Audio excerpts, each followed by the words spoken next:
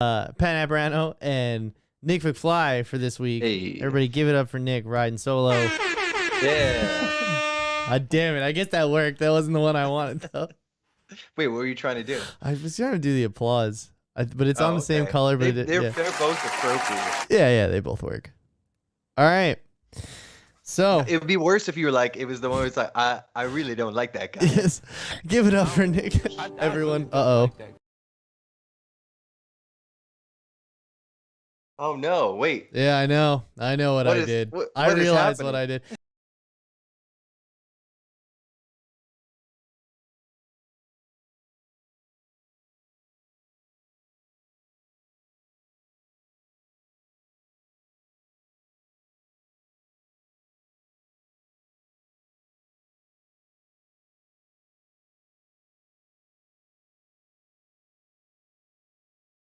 I think maybe kicking us off the. All right, so just recap. Pat.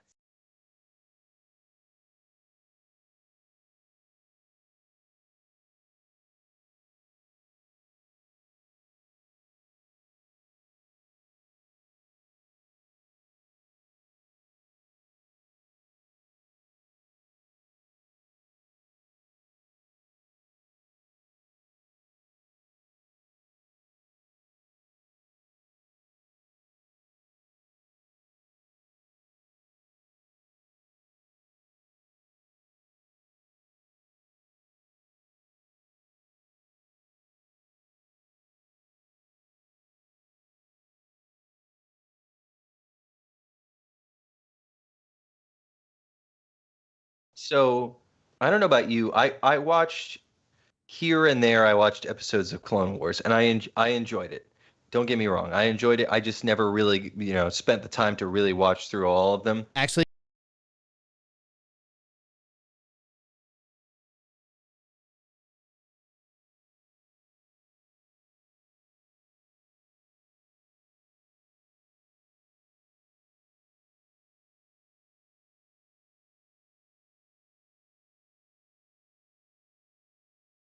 I don't want to take anything away from the series. It's like it's a cartoon show for kids. You know what I mean? So it's not like high art, but it does fill in a lot of the gaps that we missed out on in the movies.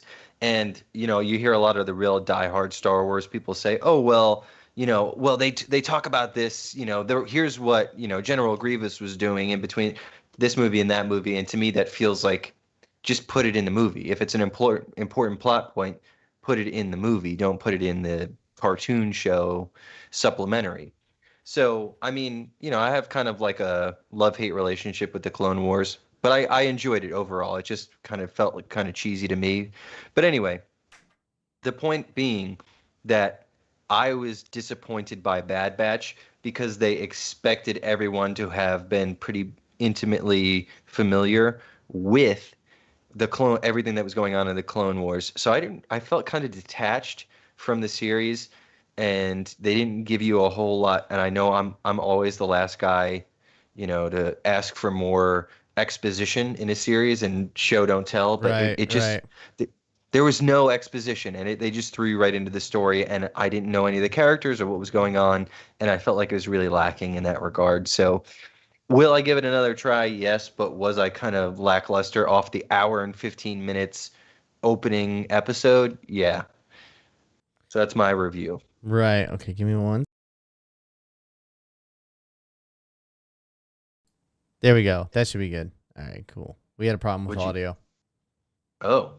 It was fine though. It's fixed. I never used this fucking screen ever, so like the Duo, so the audio wasn't switched on.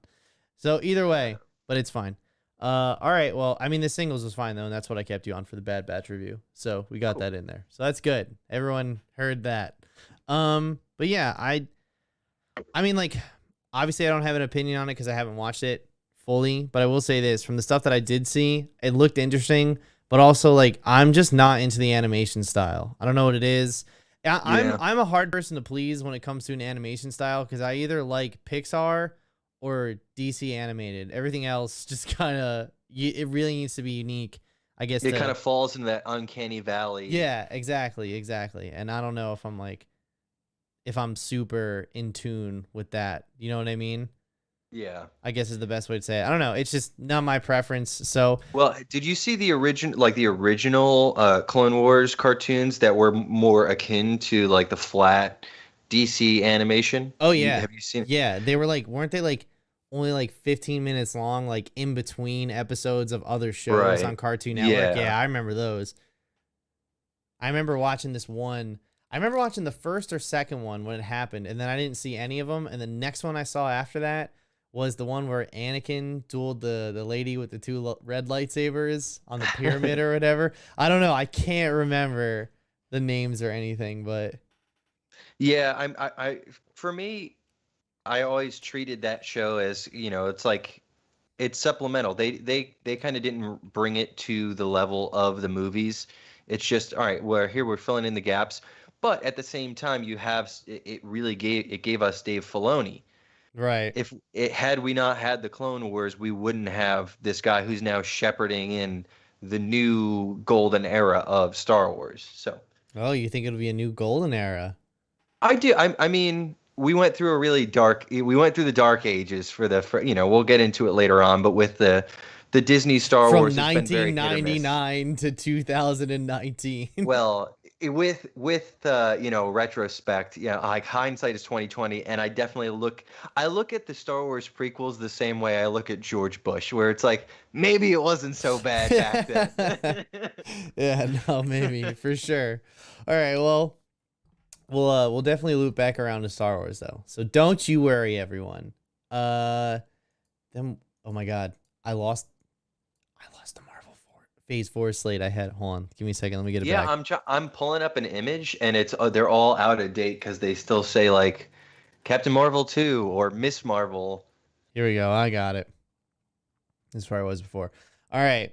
So everyone, Marvel released a new slate of release dates for all of their upcoming Phase 4 films, which I mean, like everybody's looking forward to them. You know what I mean? They, as far as I'm concerned, they could put all of these movies out today and they'd still do the same numbers. So first up, I don't think we really should mention the TV shows. We're really just doing theatrical stuff. Yeah, Loki that's got probably moved good. up by 2 days. It's coming out on Wednesdays as opposed to Fridays. So Wednesdays will be our will be our day to watch TV now. Which I enjoy them experimenting with release dates. You know what I mean? Try different days of the week, see how it works instead of just a Friday, Yeah, and I feel like every different series kind of like with um WandaVision, like like it's got a different vibe. Like that feels like a midweek type of show. Yeah. You know, All right. I could see each one having a different kind of slot. So obviously, Black Widow, July 7th. Look, it's on the way. We already know quite a lot about this. Yeah. I don't want to know any of the twists or any of that shit. So I've been trying to stay away from threads, the spoiler section, r/Marvel You of all Studios. people have been not reading spoilers. Yes, yes. I read spoilers for stuff that I have no interest in watching. The things that I enjoy, like Resident Evil 8. I stayed away from all supplementary materials. I didn't want to know anything about it going in, and it was amazing. What I want to know is, are they de-aging Scarlett Johansson for Black Widow? No, it takes place in between Civil War and Infinity War. Well, how many years ago was that they filmed those movies? I wait. Civil War came out in 2016. Infinity War came out in 2018.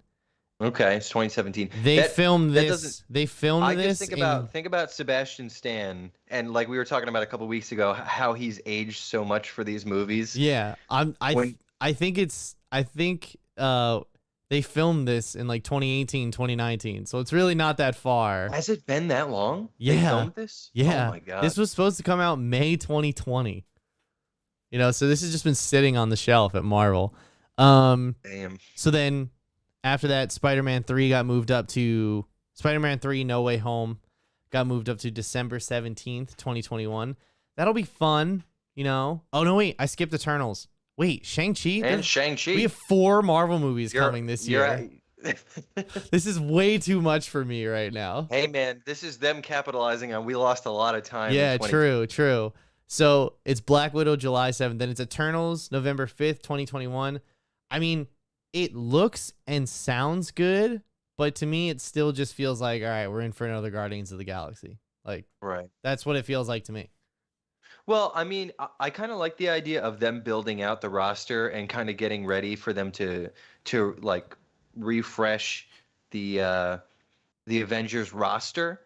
You know, it's like these people are coming up on the ends of their contract, so it's, you know, like they're like, just let's just throw a bunch of new characters in the mix, because they're gonna need to, you know, new blood, and then, you Yeah. know, even if Chris Evans winds up coming back, or RDJ, or even the people who aren't like dead or ancient, they're gonna be, you know, like probably wanting to do other things with their career. So Dead or ancient. I just realized what he said there. All right. So, Hawkeye series, Miss Marvel, no set dates yet. I don't think Miss Marvel looks very good, judging by the photos I've seen. Hawkeye series, I could take it or leave it. But I've been wrong before. I wasn't too jazzed on WandaVision, and WandaVision was awesome. So anyway, yeah, Spider-Man Far From Home is December 17th. That is the one with all of the multiverse, time travel.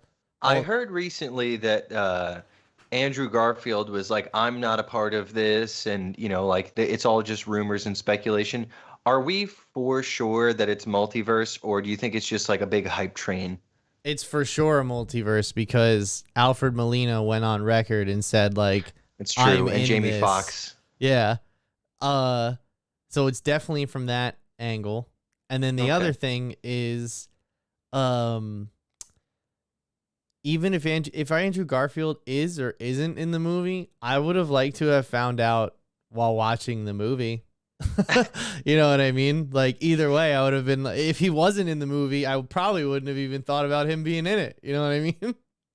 Well, I mean, if they get Tobey Maguire and they don't get Andrew Garfield, I mean, I know which one of the two I would prefer to have, but still, if you're gonna get one, I want the other Yeah, one. but I kind of feel like this also is like this is like for most movies. Most movies that don't have Andrew Garfield in them. As a matter of fact, I would say all the movies I watch that don't have Andrew Garfield in them, if he's not in it, I don't think, you know who would be great in this? Andrew Garfield. All right, I'm gonna add him to my Fantastic Four roster. Okay. Just Andrew Garfield though. Not He's gonna be playing himself. Yes. Perfect. Yeah. All right. So next up was Doctor Strange in the Multiverse of Madness with March 25th, 2022. That's supposed to tie into WandaVision, so that'll be nice to see Wanda again. I think now that's actually being directed by Sam Raimi, which I really enjoy because, you know, he makes great movies. I don't remember if they said Spider-Man was gonna be in that one. I'd be surprised if he's not, but you know. Well, do you think that the multiverse thing, those two are going to tie together? Yeah, I tend to believe what's going to happen here is that Spider-Man 3. Actually, we'll go back to this. Put a pin in it. Okay. So then Thor: Love and Thunder looks good. It just looks like why you found out what worked with Thor. Just do it again. There you go. Yeah. It looks good. And Natalie Portman's going to be Thor, so I look forward to it. Bring her back. Yeah, exactly. She was like, I'm done with the shitty movies. Tell me when Taika Waititi comes. Yeah. Black Panda. Black Panda. All right. Black Panther, Wakanda Forever. If that wasn't a mouthful. Black Panda, everyone. Do we know anything about what that's going to be yet? I have no idea. All I know is that they said they're not bringing up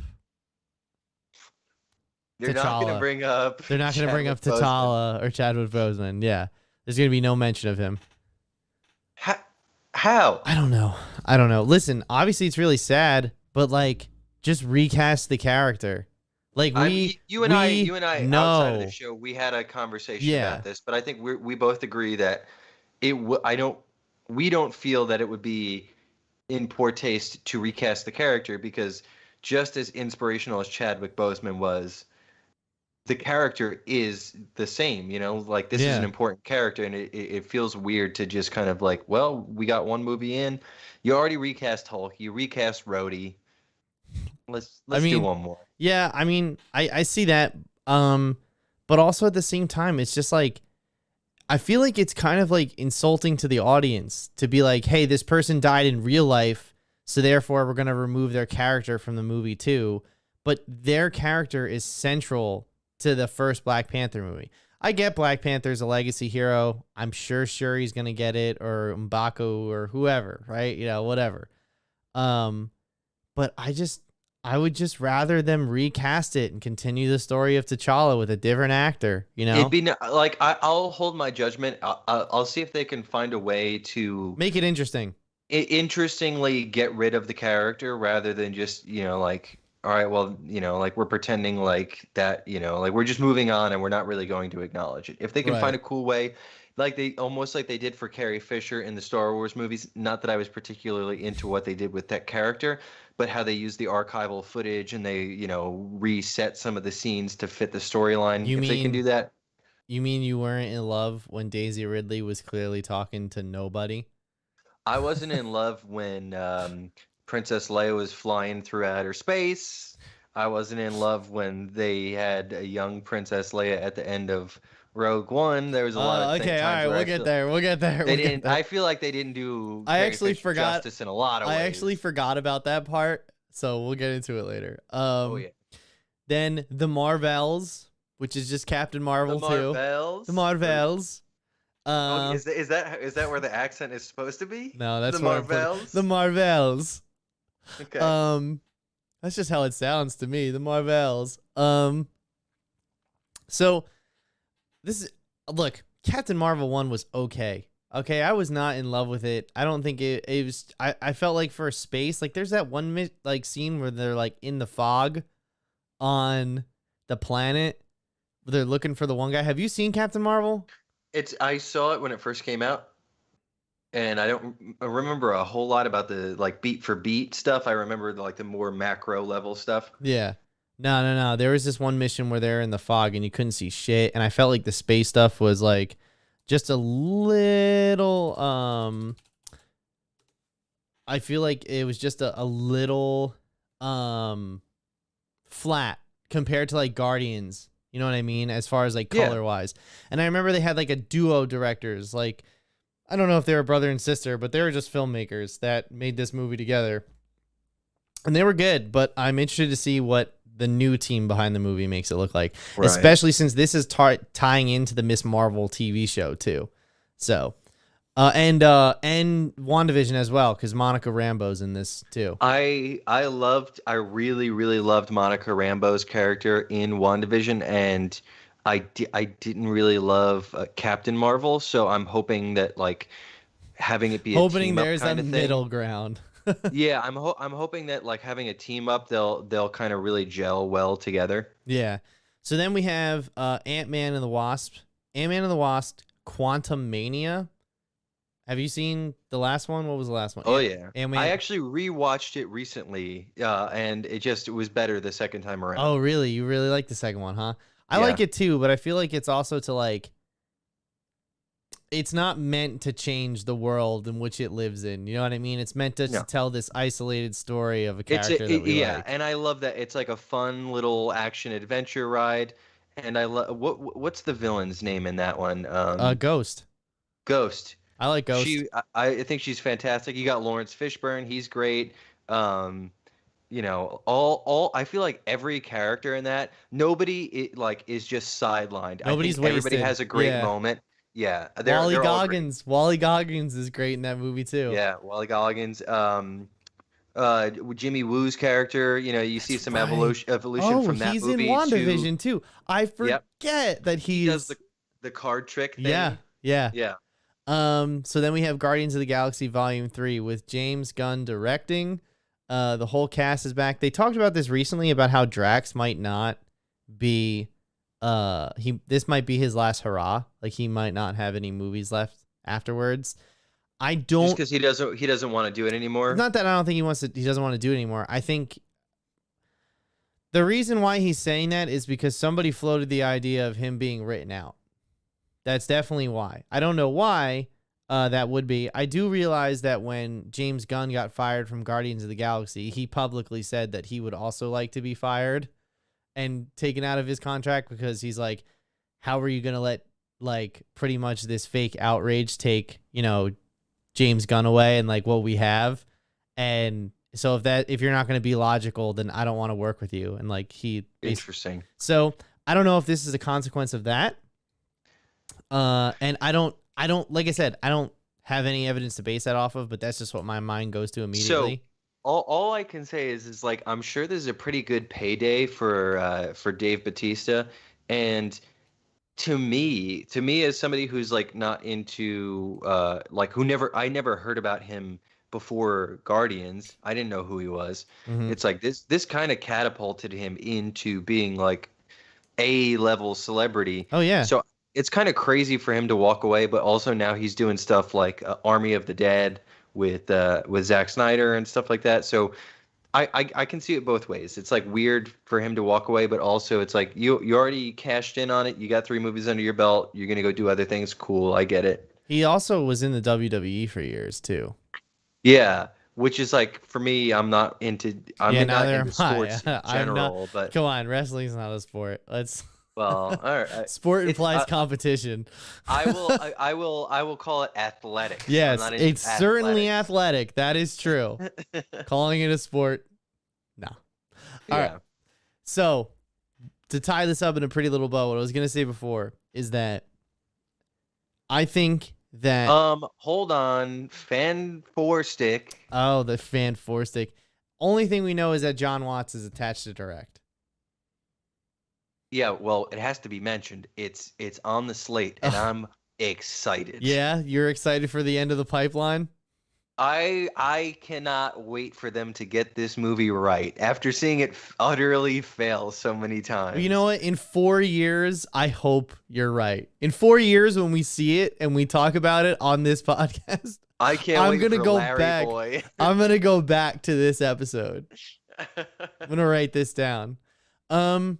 So actually, all right, Fan Four Stick I think will be the kicking off point for their next like couple years.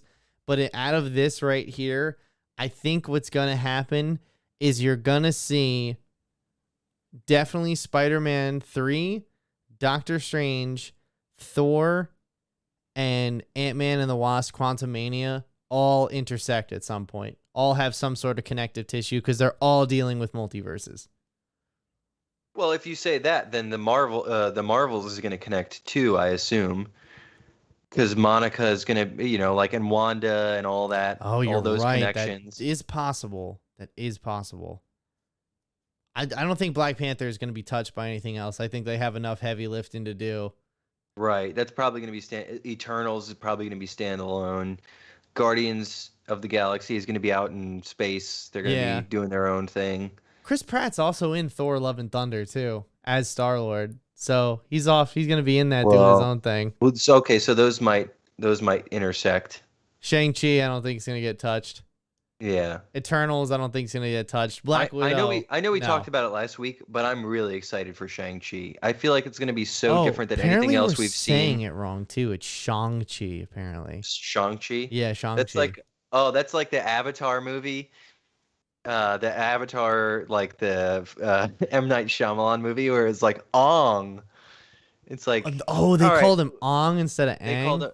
There was a couple different things where they called people and things were named differently where it was like the actual what the pronunciation would be, but it's like, all right, well, we're already familiar with the character. We already call him Aang.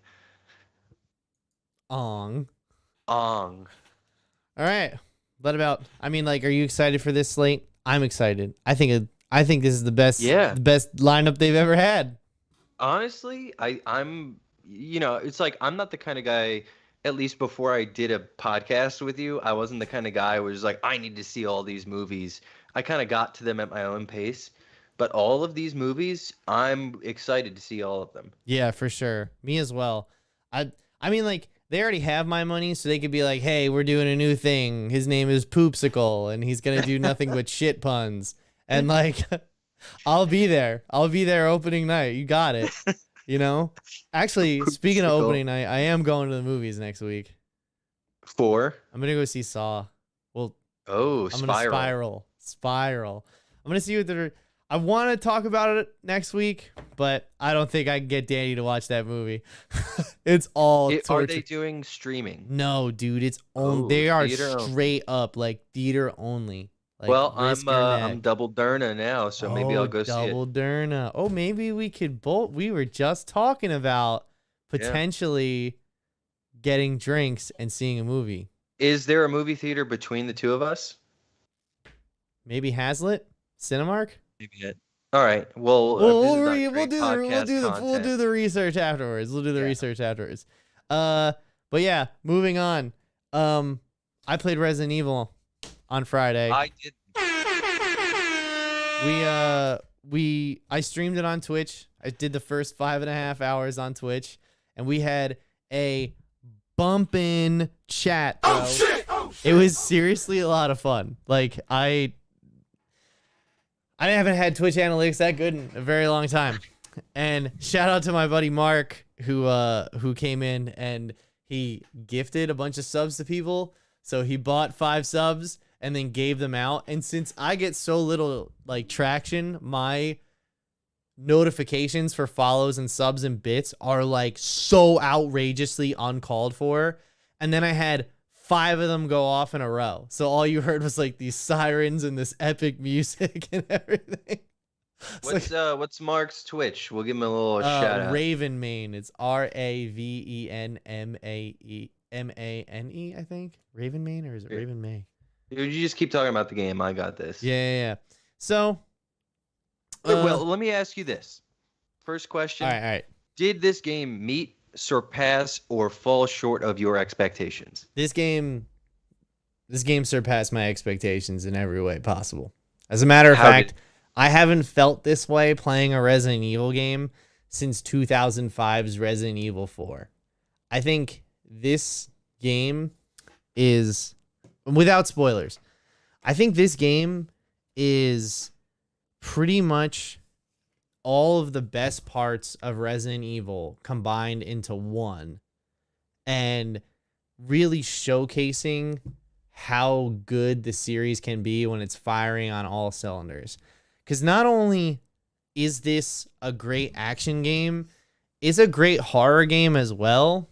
Like I said, won't go into spoilers, but I will say this: there was the baby sequence when you fight the fetus. That I didn't even bring that up. I hung out with some buddies yesterday. I hung out with Danny yesterday, and he brought that up to me. He's like, "Did you get to the baby sequence?" I was like, "You mean I struggled through the baby like." My Twitch chat was telling me to pause and unpause because we were all too shook by the baby sequence. It's genuinely, I don't even want to know. It's genuinely terrifying. I think this game is better than Resident Evil 7, which was good. I think the controls kind of stumble and fall because they try to make the controls not as responsive, so you feel like you're not like in like tight, like zeroed in control, because they want you to feel a little loose, so you have a little bit harder time getting around. So that brings up the tension. In this game, they were able to tighten the controls up and still make me piss my pants when I was running around. But the thing that I like about the Resident Evil games is that they give you a way to protect yourself. And this game was not just, here's a way to protect yourself. We're actively encouraging you to engage with the enemy. And so it was You're talking about like when you like held your weapon up. oh, in like when I defense? was when I was defending, but also like just the guns. The guns are fun to use. You can customize them. I already started my second playthrough on a harder difficulty before the show. I did the mercenaries mode, which is it's just like arcade mode. You just run around certain parts of the village and you kill zombies on a time frame. You score points. You get these cool little abilities. But yeah, gameplay's great. The gameplay in it is awesome. The only thing I could tell them that I wish for them to critique is a melee weapon, or rather a melee button, because like I get you don't want to cross the line too far into action, because that's what kind of set the series back almost a decade ago. But I mean, like there was when I like ran out of ammo, it was either like I have to reload or I have to block, because like I can't just fucking hit this guy in the face. I wish I could do that, but unfortunately, that was not the case. Um, One thing I wanted to ask you was, what new about the game? What does this game bring that's new to the franchise? Is it like mechanics or any well, devices within the game that you think are a really great addition to the franchise? Well, see, that's just the thing. I I don't know if there's any truly original mechanics in this game.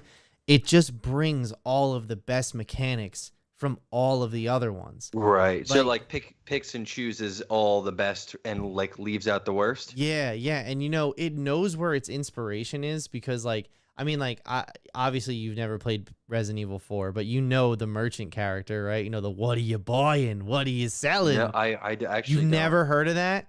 All right. Me. All right. Just look up the merchant character, right? This guy, the Resident Evil 4, I think we've talked about this before, just privately. Resident Evil 4 is one of my all-time, probably my favorite video game of all time. And it's the one that took the series to action, like a third-person shooter. And the game Right. changed the action genre. Like the over-the-shoulder view became a thing. And games still do the over-the-shoulder view. That was the first real one to push it. And can show how well it could be used in video games. Either way, though, change the face of action games. But what was really interesting is that this game took the setting of Resident Evil like out of the city, out of the woods, and put you in like an Eastern European village, and you were saving the president's daughter as a Secret Service agent. So this one is now another like Eastern European village style. You're saving your daughter. It takes all these cues from Resident Evil 4. And just when the entire time I'm just like, man, I was like, this game's really like Resident Evil 4. Did they know how much this is like Resident Evil 4? You go to a merchant, which is only in Resident Evil 4 and now is in this game. And when you first talk to him, he goes, what are you buying? Like that. And I was like, oh shit. And then he goes, nothing. That's just something a friend of mine used to say. I was like, oh fuck, they're friends. They know each other. So they knew who they were catering to with this game. You know what I mean? And Right. To me, that's like we're gonna touch on this later, but like that's good fan service. it is good. It's And a wink and a just nod. little A tiny, wink yep. and a nod. That's all you need. And and that takes me to the point about the world. The world in this game is insane. Like they just thought of so many things like in the little details of how things function. It takes place in like this ransacked, I guess we call it haunted supernatural village. Now, ultimately it's a Resident Evil game, so it's really not supernatural. And the story does kind of come off the rails at the end while they do this thing where they build up, build up, build up. You know what I mean? And then they get to the crescendo, and instead of giving it time to breathe, they kind of just run through all the points, to get to the finish line and then set up the next game, which is fine. But also like, I would have rather this game had an additional like 2 to 4 hours to flesh out those story points. I was fine with going longer. This is the first game I've played in a long time where I've been like, I wish that was longer. Do you think there was a matter like was that a decisive choice, or was that like we need to get this game done? Well, Resident Evil games are normally pretty short. The last one that was pretty long was probably 6, but like these newer ones have been short because the point is to speed run them, and the better times you get, and the more stuff you do, the more stuff you unlock to get a better character. The point is to new game plus the shit out of it. So they can't make it too long or people won't continue to replay it. You know what I mean? So Fair. there is that aspect of it as well. These games are really meant for the speedrunning community. It's kind of insane how much they cater to that. So, but even then, like that was even more incentive for me to start my my second playthrough. So like I said, I'm already at the first save point. Like I'm ready to go again. By the time I was done, I think it said that actual playtime like in the world was like 6 hours and like 25 minutes. On Steam, 10 hours or so. That's in and out of menus. That's that's cutscenes and everything. You know what I mean? So it's about Right. a 10 to 11 hour experience. And I thought I was being thorough. Turns out I missed a shit ton of stuff. So there's a bunch of secrets I got to go check out too. So there's definitely a completionist angle.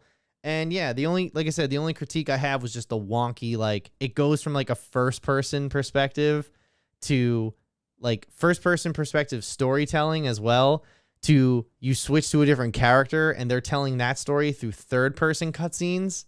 Then those two characters meet. And since you've never seen the face of the first person character, they do everything to hide his face in cutscenes, like weird camera angles where you only see the back of his head, or like you're looking underneath while he's looking up at something, or like a branch is in front of him when he's standing around characters, like stuff like that. So you never see Ethan Winter's face, you know, because he's supposed to be the first player character. And then they switch to like a legacy character, you know, and they do a couple callbacks there. It's good fun. Other than that, it's all well. All right. So here's my last good. question. How do you see this advancing the franchise? Like, what do you think is next? I think what they need to do next. All right, actually, I have a better way to look at this. They are doing this thing where they're putting out one game, one like brand new main entry, and then they're doing a remake. Then they're doing a brand new, then they're doing a remake. Smart. So they put out 7, they put out the remake of 2, and then they put out the remake of 3, which honestly could have been DLC. The game was 4 hours long. I streamed. That was the first game I ever streamed in total. And then what was that other game? Oh, and then this came out. Now, I've done a video on the remake of Resident Evil 4. It's on my old YouTube channel. Maybe I'll upload it on this one too when, things start, going in the right direction for that. And that's on you guys, the viewers. Yeah. And now here's the thing. They do have, how do I describe it? There is they're in the works for the Resident Evil 4 remake right now, following the footsteps of this. So maybe this is like the primer and the Resident Evil 4 remake is the real shot. No indication on when that's going to be out. But that being said, it did have a soft reboot while in development, which means they went very far with it and they were like, all right, start page 1. Like, we're doing it again. So I don't know if that's a good or a bad thing. Maybe the response to this kind of will change their development path. You know what I mean? Yeah. So I don't know. I don't know anything about game development. So it could be done for all I know. And they're just like, we're just waiting on it. All right. So, but yeah, it's good. Check it out if you have any interest. And you want to know what? If you don't want to pay the full price for it, I completely understand, because they took away the fucking multiplayer a week before it was supposed to come out. And now it's just coming out sometime in the summer. So I definitely understand not paying full price for it. However, if you do have any interest and you find it on sale, check it out. Check it out. Only sickos like me were going to buy it. It's the #1 selling game this week, though, obviously. And that's against Pokemon Snap, which came out on Friday. I am, all right, tangent. I'm really excited about the new Pokemon Snap, and I might just get a Switch just for that game. If you're going to get a Switch for Pokemon Snap, you have to play Breath of the Wild. I will not accept. I have played Breath of the Wild. I played about 2 to 3 hours of it at a friend's house, and I loved that game, but I don't have like a nostalgic attachment to Zelda the way that I do to Pokemon. I had the original Nintendo 64 Pokemon Snap, and that's one of my all-time favorite games. I will say this, though. I had never played a Zelda game before I played Breath of the Wild. Yeah? And it changed my life. I'm telling you, that's literally one of the greatest games I've ever played. All right, I just want to give a shout out here to Kevin Houston, who's a big Zelda guy. Is he? And I know, oh yeah, he loves those Zelders. He does Zelda games. He loves them. All right, so moving on, ladies and gentlemen, tonight we have a very special topic. Pretty much since the other two are off doing things with their families, like weirdos, like true weirdos. And we're doing this tonight. We thought we would talk about something that I I mean, we want to talk about it for a while, but we haven't had an opportunity to. So I figured, we take this opportunity to, right? And Yeah. we looked at one specific movie. However, we're kind of going to have a conversation about Star Wars, the state of Star Wars underneath Kathleen Kennedy in general, right? All right. Well, you and I took this in two very different I directions. mean, it's totally fine. It doesn't matter. We could talk about Rogue One. I'm just saying, like, things that Kathleen Kennedy did certainly influenced Rogue All One. right. So before we even get into, yeah, we're talking about Rogue One, but also just the way that Star Wars has kind of panned out under Disney. I think everybody's pretty underwhelmed. Oh yeah, for sure. But and a lot of that blame can be placed on the shoulders of Kathleen Kennedy. I just want to say before we get into it, I really love a lot of the work that Kathleen Kennedy has done. My favorite movie in the world is Back to the Future, and she, had a lot to do with with that trilogy and a lot of other beloved movies. I don't think she's bad at what she does. I just really think she fumbled the ball at the worst possible time when she took over Lucasfilm. I think she tried to use a nostalgia train to drive an agenda that nobody wanted to Yeah. see in their To nostalgia me, train. it feels like she's kind of at that place, like that big she's hit like peak capitalism where she's just like cash in on like we have this property. She's got like the Walt Disney disease. We Yeah. just like cash in on the franchise. And a lot of the care and warmth that are in a lot of the other films that she's had she's been attached to in her career, it's just not there Yeah, anymore. I mean, she is technically working for Disney. So, Yeah. and she has said some things that Bob Iger himself has had to walk back. So, she's probably under a tighter leash than we think. You know what I mean? Absolutely. So, but that being said, what'd you think of Rogue One? So to be honest with you, when I first saw this movie, I really, really enjoyed it. And when we talked about planning this show the other day, I was like, Rogue One was great. It is possibly one of my favorite Star Wars movies.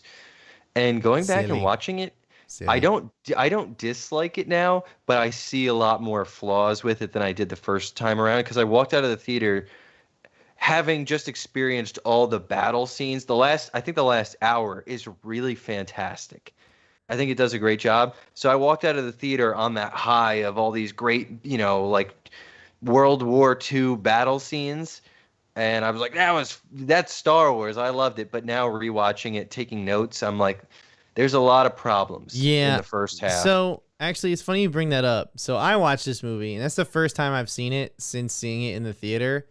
And Me I too. feel the exact same way. I'm indifferent to this movie, which is probably even worse than like having a strong opinion on it. Cause like it just exists. It doesn't do anything to advance the story of Star Wars. And it just Exactly. kind of feels really unnecessary in the whole universe. That being said, though, I think it's kind of funny how I literally like I was we were I remember there's the exact scene where I was like, man, this movie is fucking slow. And it was when they were in the is it Jeddah? When they were in Jeddah fighting the storm, like doing the storm and like meeting the other characters and everything. And that takes a whole 45 minutes to take place. I remember saying in my original review that I wrote for this movie back in 2016 for Movie Pilot was something like I was like, it has pacing issues. The first 45 minutes is so slow. I paused it at the exact part that I thought that it was exactly at 45 minutes and 6 seconds. I was like, I'll do you one better. I'll do you one better. The first 20 minutes are a fucking pacing nightmare because there was one shot in particular. I don't know if I have it in my notes, but they're jumping and like first they start off with like the flashback sequence of like Jin as a kid, and then they go to Cassian being like being a gray area dude, and then they jump to like Bodhi doing his thing, and then they jump back to like Jin in the back of like a van, like a prison van. There's like one reaction shot of Jin in the back of the van to show her as an adult, or maybe it's not even in the van. She's in like a prison cell, and then they jump to something else completely, and it's like Just tell us one linear story. Right. So I think what they could have done was just start at like, current day with Bodhi. Start the movie at Bodhi getting to Saw Gerrera's compound and him being interrogated, and then work the movie from there. And then there's a scene like way later on in the movie where Jin is like asleep and she's having a flashback of her dad. That's where you put the scene of Ben Mendelsohn showing up and like shooting her mom. Why did we start the movie there? Like everything was super disjointed in the first 20 minutes, and that Oh, was my look, biggest it's problem. Lyra back from the dead. Yeah, That and that scene was good. It just didn't belong there. right. Um. Yeah, I don't know, dude. I just feel like the first 45 minutes is really slow, and then it picks up for a bit, Yeah, and then it's slow again, and then I like the part where they're staking out the one area, and Galen Urso is about to get. It's like they can't kill this guy because they need him because he designed the Death Star. You know what I mean? He designed the right. weaponry on it.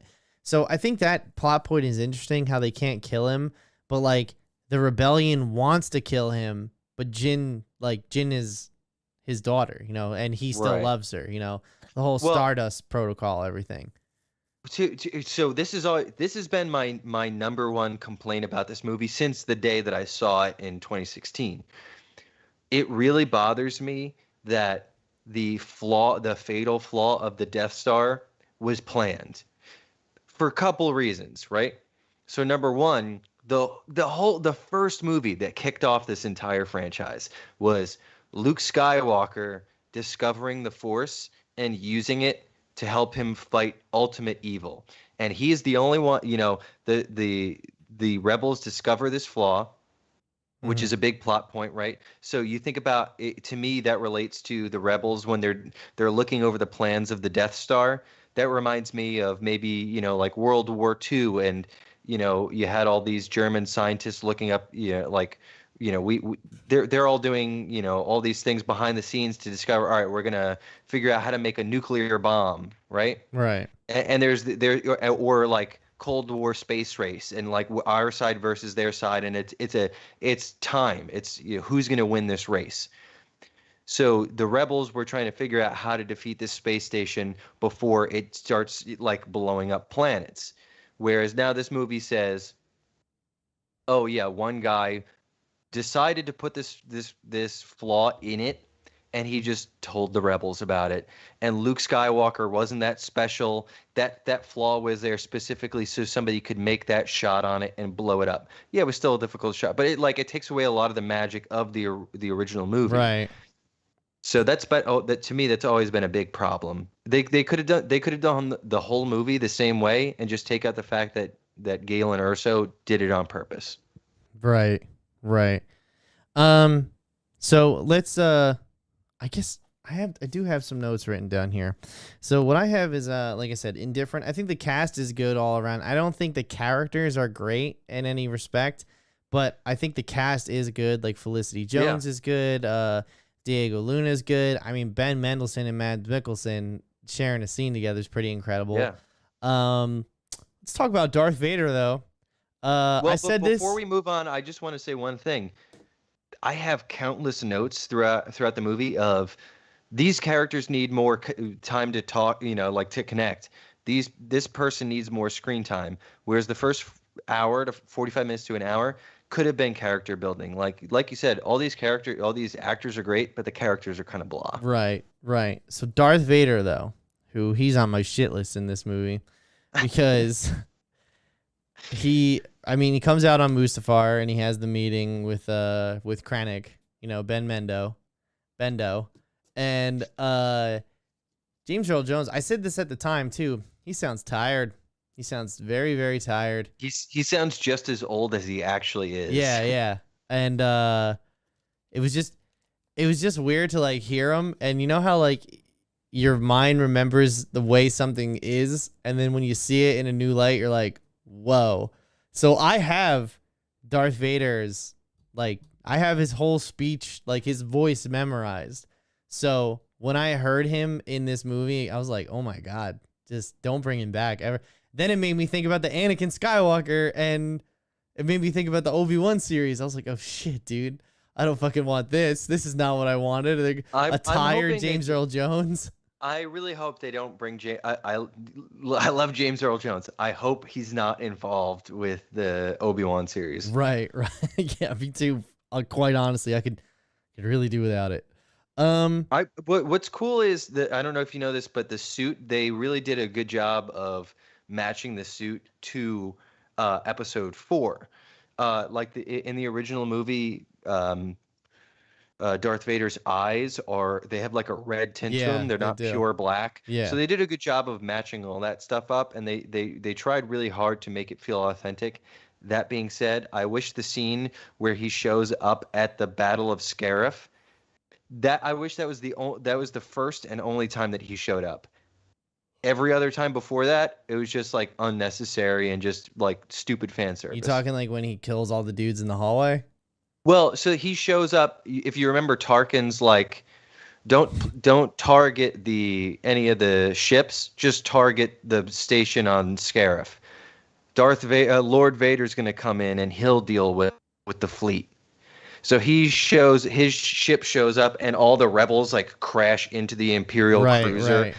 So I'm not saying just that one scene, although that is the highlight of it, but just that one sequence, that's all he needed to be in.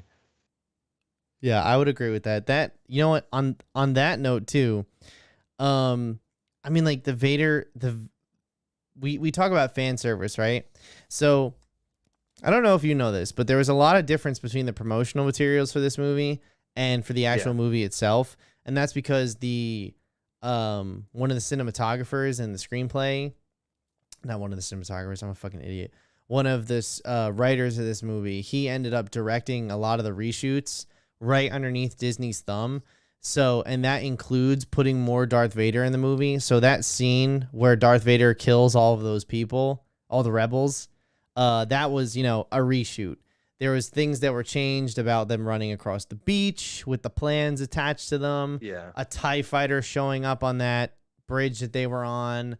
There was a lot of stuff that was changed. So the Darth Vader stuff, the reason why it feels out of place is because it is out of place. They just stuck it in there because they knew people would get hyped on it. You know what I mean? Right. Which, to be fair, I mean, like, I've watched that scene out of context because it's cool. It's just Darth Vader.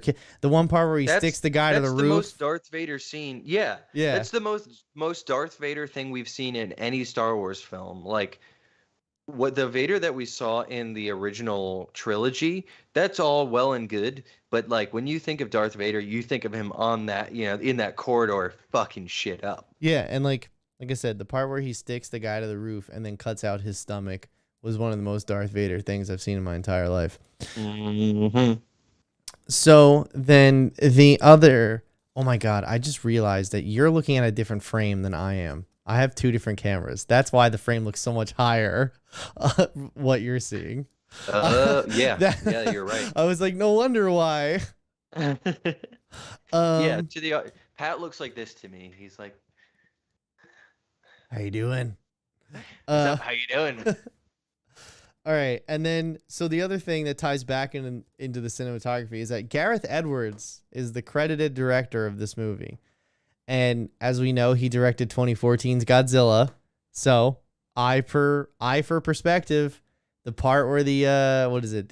Are the ATSTs or the ATATs? The big ones, the big boys, the bigums. ATATs. The ATAT comes out of the smoke, and there's that forced perspective looking right up at it. I was like, oh, I like that. And then I saw it later in another scene where they're panning over the battle, and it kind of swings down to like. The AT-AT gets shot and you follow its face down, and when it lands, it stops on like another dolly shot of a bunch of guys running through the water. I was like, I like this. I was like, look, they're letting Gareth Edwards do interesting things. Him and his cinematographer are having a good time. Everything else though, besides for that battle, I mean, there was that also one scene where they're in Jeddah and the AT-ST comes down and they're all looking up at it and stuff. I kind of like that whole that vibe that Gareth Edwards brings, where it's always Right. looking up. You know what I mean? It's always Well, look to how me, massive this is. although this is not specific to the Gareth Edwards look, a lot of the stuff that stuck out to me was the war stuff, which is like this movie was built up to be like a war movie, especially when they're on Jeddah. Holy crap, like watching that now, and like the rebels are terrorists. Like if you watch that, this is like watching footage from like the Middle East. You know, they're portraying these guys as terrorists, Right. and it's like such a cool perspective rather than what you see in any of the other movies where it's like they look like a regular military force going up against like a bigger army. Whereas this one, they look like guerrilla warfare. And that's what I feel like it was so on point what I think the rebels should be portrayed as. They're always the underdogs, but we've never seen them in that way. Right. Yeah, no. But yeah. But I mean, those are the things I definitely like, and kind of stuff that stood out to me, I guess. It was nice to revisit this, and I did have the same exact thoughts I had the last time, though, which is like, can Forrest Whitaker act? I don't know. Like, If they gave him better lines, probably. yeah. You know, does Star Wars mean anything to anyone anymore? Like, and here's the thing. I was really jazzed for this too, because I like when franchises do this. I just got finished saying I like that Resident Evil is doing mainline game, spin-off, or a remake. Mainline game, spin-off, or I like that shit. That's fun to me.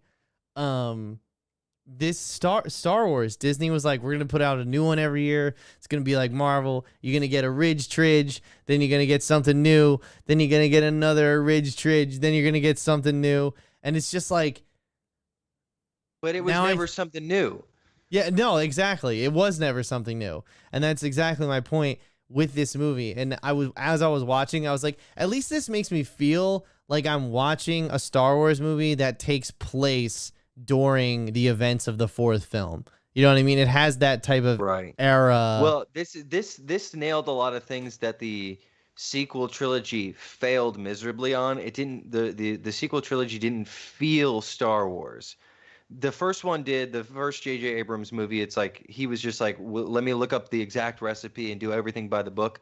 But then after that, it's like a lot of things didn't feel Star Wars. Whereas this one felt like gritty and lived in, and there a lot of detail was, attention was paid to detail. The sets, and like all the very analog computers and the big screens with the, like the circles on them.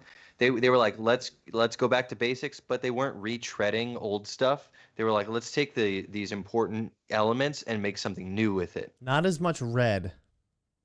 Not as much red? Not as much red. Like, I feel like the new Star Wars trilogy incorporates a lot of red and black, as opposed to the old stuff was just like gray. Here you go. Yeah, well, here's it's gray. like it looked 70s. Yeah. Like, yeah. What does a space station look like in the 70s? Everybody had longer hair. Yeah. And there was CRT monitors were everywhere.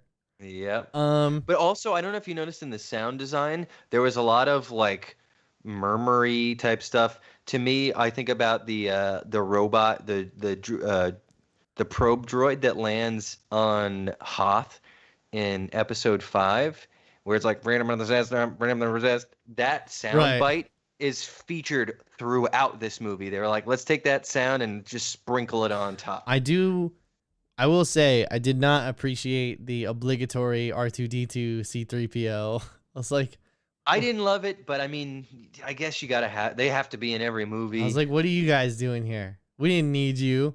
Yeah, but I mean, it doesn't not make sense. Whereas the two guys on Jeddah, like they go like, my friend doesn't like you. I don't like you either. Yeah. That was why. Why did they need to be there? Yeah, and you want to know, you saying some of these things to me, and I was like, I can't even only when you say them do I remember them, and that's ultimately what I think Rogue One is for me, at least. I feel like Rogue One's kind of forgettable.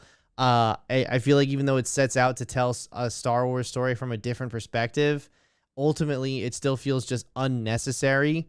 It's not a different perspective. The whole trilogy the first trilogy is told from the rebels' perspective. Yeah. And now we're just seeing more of the rebels. Yeah, and not only that, I went into it this time knowing that everybody died. So what was I the don't necessarily point? have a problem with that, What? That everybody died?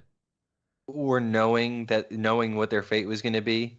Oh, I just couldn't get attached to them. I was just like, all these characters are dead. Who cares? I couldn't get attached to them because every time that Jin made a speech, it was the writing was terrible and just like over the top, lofty for no reason. Her dialogue was Has she incredibly done bad. anything? I think Liz and I looked this up today. She has done some stuff since this. Nothing as High profile. yeah, nothing as high profile, I would say. I do enjoy the fact that I was able to tell Liz for the first like 10 minutes of the movie. I was like, "Oh, look, it's Pedro Pascal." She was in Amazing Spider-Man 2. Who was she in that? I will try. I think she's someone's secretary. That's it. Like this was her big break, I think. Yeah. She was Felicia Hardy. Yeah, yeah, Felicia Hardy. Like I said, she was in like 2 scenes. Um, what was I gonna say? Trying to think if there's I any lost other it. important notes that I have. Yeah, I'm trying to think if there's So anything else. I do want to say I want to give a shout out to Michael Giacchino. This is the first Star Wars film not to be scored by John Williams, and I think Michael Giacchino nailed it. The music is on point. Oh, that's what it was. Okay, yeah. Did you hear what I said before? I said I No. tricked Liz into thinking that Diego Luna was Pedro Pascal. I was like, look, it's Pedro Pascal. She was like, he looks so different. And then at one point I was like, that's not Pedro Pascal. He's She's got the like, it's same not. dirty stash. He does. He does. But no, he's not Din Djarin. Who the hell asked me that recently? Who asked me who the Mandalorian's Djarin? name was? They're like, do you even know? I think it was you and I were talking about it. They're like, why were you asking me what his first name was? I don't know. Governor Tarkin or Grand Moff Tarkin. Let's talk about Tarkin. I kind of like the first time around. I was like, why would they do that? But like now, it's like it's nice to see Tarkin okay. again. First time I saw this movie, I remember sitting in the theater and my eyebrow. I was just like, wait a minute. I was like, like that was my immediate response, and my brain kept telling me something was off. So I looked at my friend and I went, I'm pretty sure that guy's dead. He was like, how could he be dead? I was like, I think he died in like 1979. Like he's been dead That's for like. why his face is so shiny and rubbery.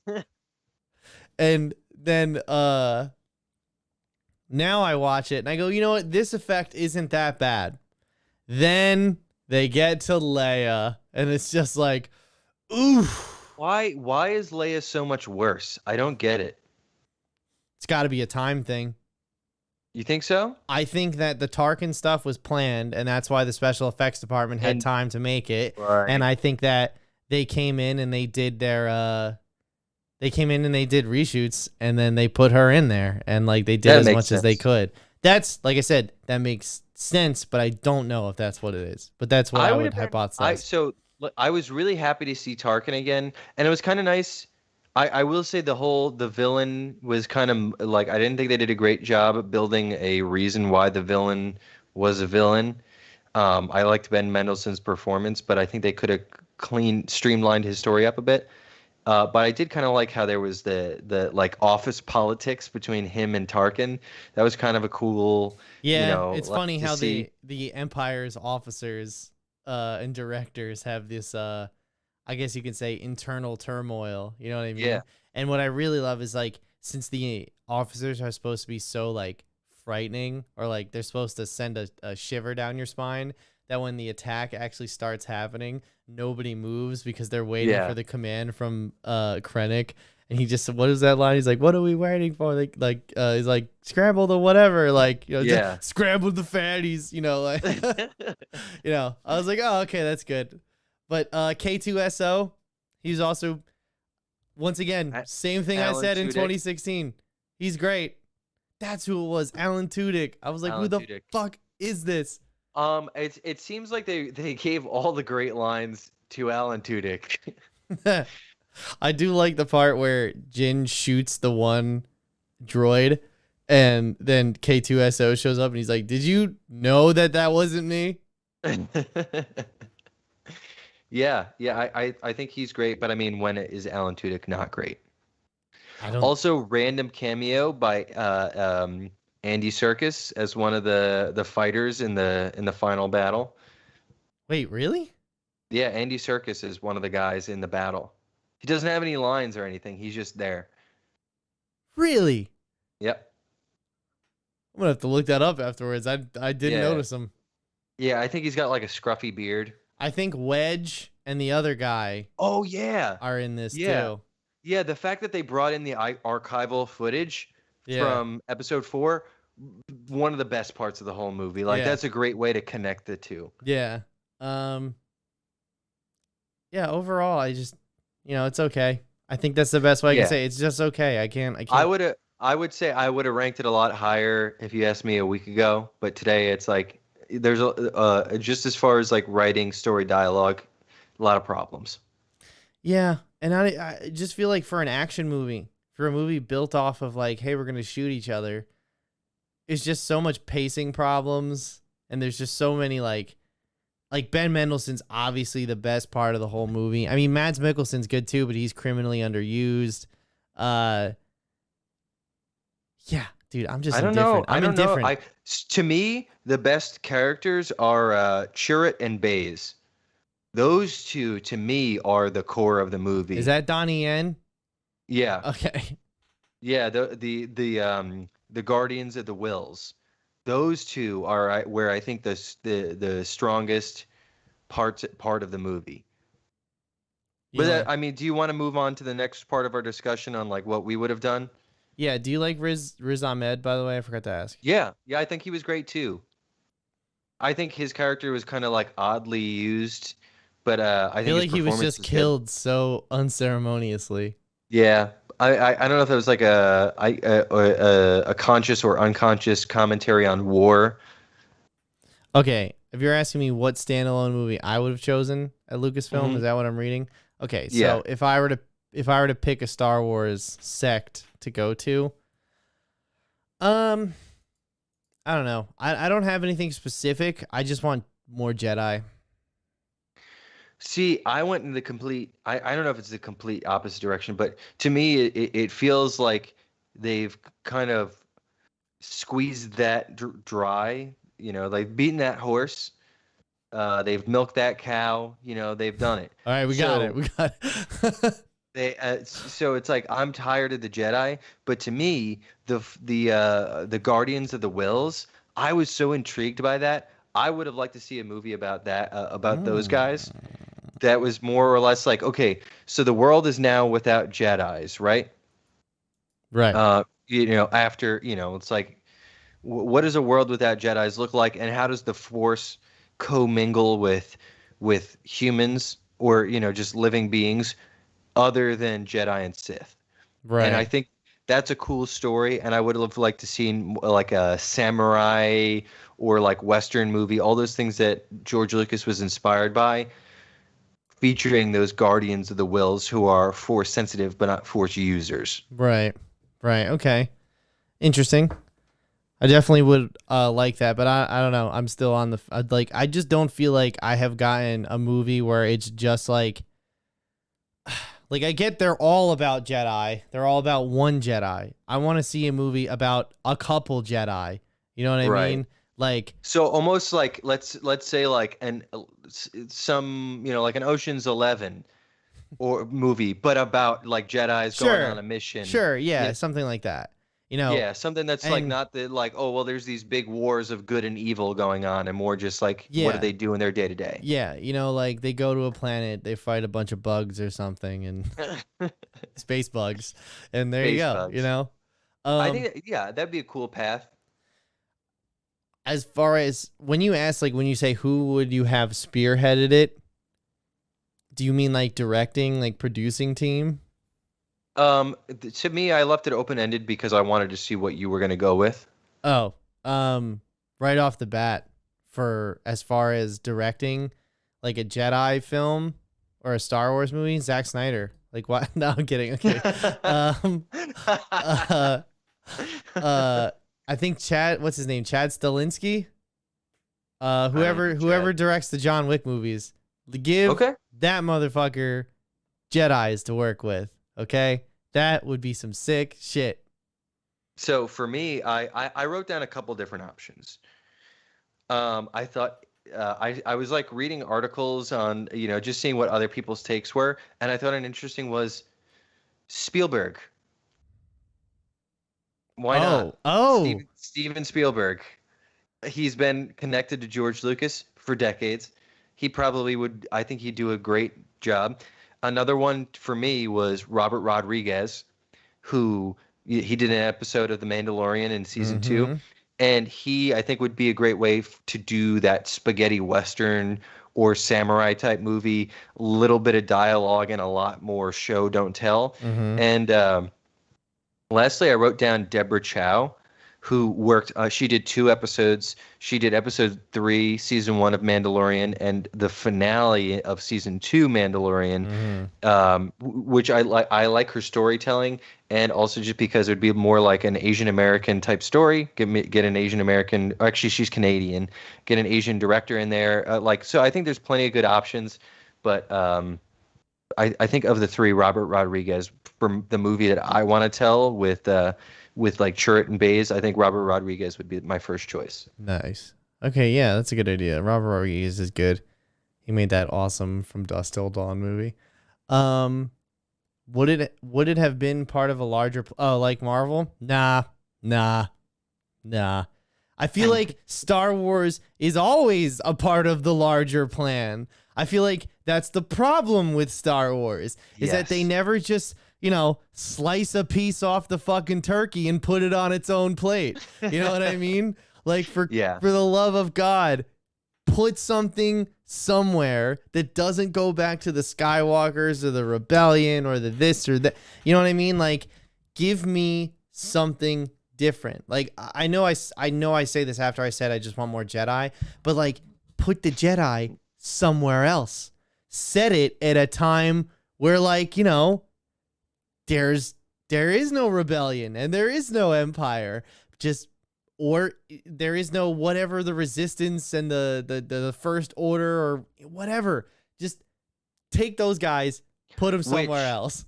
To be fair, I think we're getting, with the upcoming Star Wars content, like High Republic. So I think that is on the way, which I'm very excited about. Right. I mean, I'm gonna eat my words eventually. So, Well, they can only get it wrong for so long. really, have you seen the Transformers movies? I got my fingers crossed over here. And then would you do fan service in so what ways? So I think like the best example would be Rogue One. Like I think the fan service in Rogue One, like the part where Darth Vader's cutting everybody up, that works. Like that in a vacuum, but to the rest, like it didn't move the plot along. You know what I mean? It just showed us that like he slayed all the rebels before literally the plans got handed off. You know what I mean? I would say look at Solo, where literally everything that he does is dictated by stuff that he said in previous movies, or like, oh, what's your name? I don't have a last name. Oh, well, I'll just call you Han Solo. I'm so glad you brought that up because I actually saw that movie with Danny in the theater. And I remember when that happened, I just was like, well, that's canon now. Like that's That's where you got to walk at it. But for me, the reason I brought this question up is because to me, fan service is like the little stuff where you put in, like there's a scene going on in a market and there's a bunch of people going by in the background and you see, like maybe a Gungan walk by Yeah. or, like, and you see races that you saw in previous movies or different outfits and stuff like that. Where it's more like set dressing type stuff that you're familiar with. That's the fan service that I want to see. I don't want to see like, here's a character that was in the, like he was in that one scene that one time. Let me just shoehorn him in here or like you said, Darth Vader showing up just because we like Darth Vader. Or I think another thing, like going back to us talking about Resident Evil earlier in the night, the fan service in that game is great. There's one, like I said, I talked about how they reference the merchant from Resident Evil 4, but also a little bit of spoilers here. during one of the final boss fights, somebody mentions Chris Redfield, who is a series veteran. People who know the games know who I'm talking about. And he goes, "That boulder punching asshole." And that was a big deal 10 years ago when Chris Redfield punched a boulder off a cliff. Like straight, like we'll look it up after this. He straight up full like strong arm punches a boulder and it rolls off a cliff. And everyone thought that was absurd. So the creators put that in this game. You know what I mean?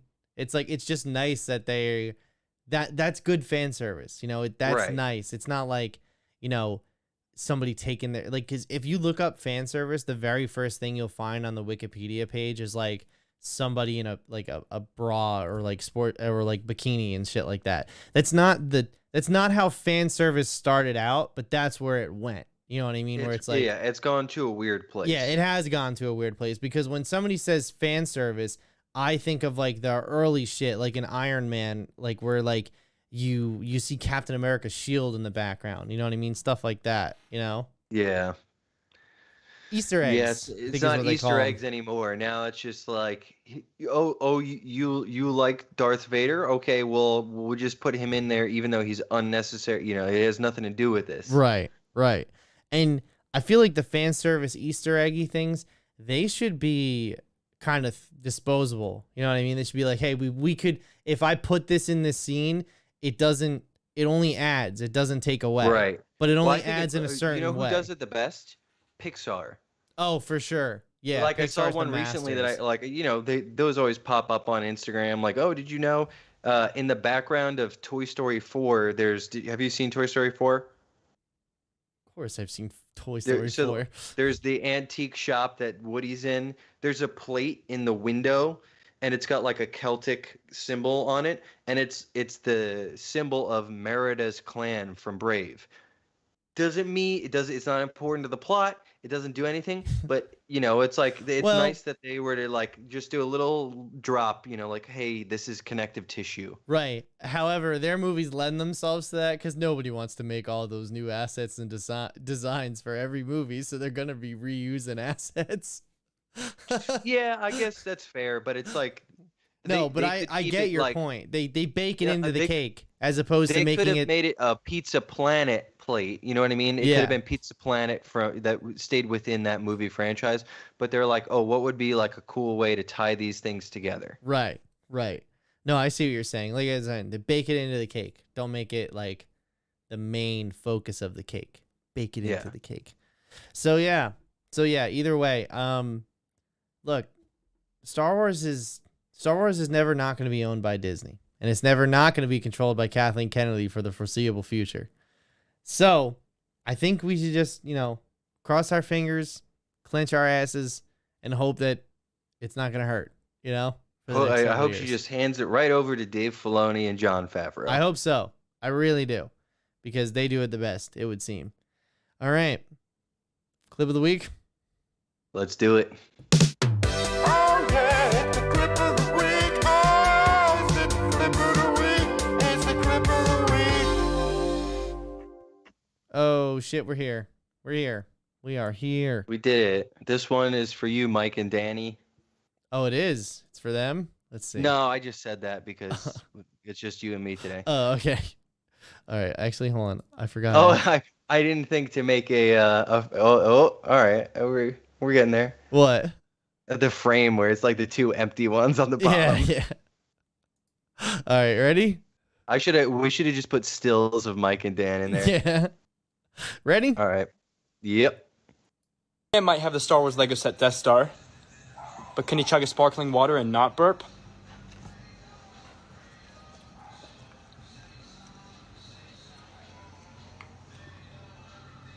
Oh my gosh. What do I do? I feel like it's kind of planned. I'm just going to say it. I feel like it's a little bit It may too have been, convenient. but boy, oh boy, his reaction was. I do love the, oh God, what do I do? This right What do here. I do? And then that burp. Oh my gosh. What do I do? Yeah, no, it's got it. Like, come on. Come on. But also, Star Wars reference. I thought it was appropriate. Yeah, no, it certainly was. I Death just Star. let me hear that burp one more time. That burp sounds real to me. Oh my gosh. What do I do?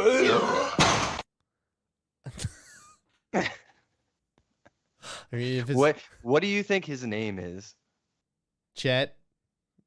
Chet? I think his name is Tyler. Oh, you know what? The middle part. Oh my gosh. What do I do? God I might have damn, the Star Wars he really clocks his fucking head, doesn't he? He really hits What do I it. do? Yeah. I might have the Star Wars Lego. However, his hand, look at his hand behind the his hand goes behind the garage door. Look. You know what I I mean? might have the Star Wars Lego set Death Star. I don't think so.